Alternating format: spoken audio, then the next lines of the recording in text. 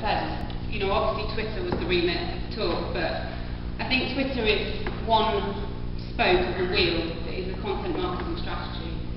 And effectively, it is a conduit where you can get people that are interested in your subject matter and talk to them about it and disseminate content to them. It's a way to have a conversation. Twitter is definitely a personable tool, so it's not just about you feeding content to them constantly.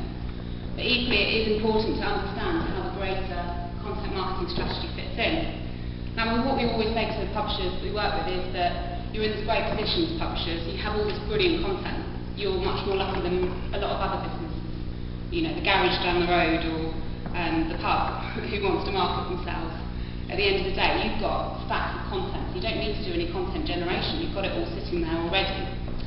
So in reality, what you need to be thinking about is, what can I use in terms of document sharing sites to link people to from Twitter?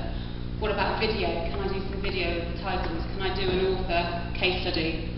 Flickr, I mean, it's great for reference publishers. You should really be looking at putting a lot of the content from your titles up onto sites like Flickr. Encourage search through that mechanism. Obviously things like YouTube, Google loves, so it's obviously worth doing it.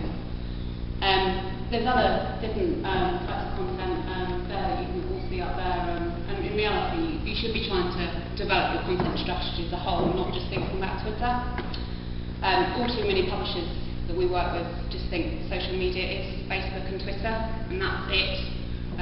But it really isn't. They're just your one spoke of your wheel that you're conjuring all your content through.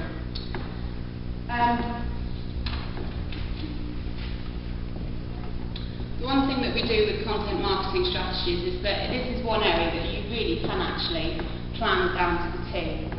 So although you can't plan when you're going to tweet and what you're going to tweet, what you can do is work out when you're going to do a video. You can do that on a quarterly basis. What content is that going to be? How often you're going to put documents up? If you need content creating, so if it's not content from the book, or you need it rewriting by someone, you need to work out and let people know what that editorial schedule is. So this is one area where we get quite particular about creating lots of lovely Excel spreadsheets about what's going to happen when and how. And then obviously all that is fed through our main social networks, which is Twitter.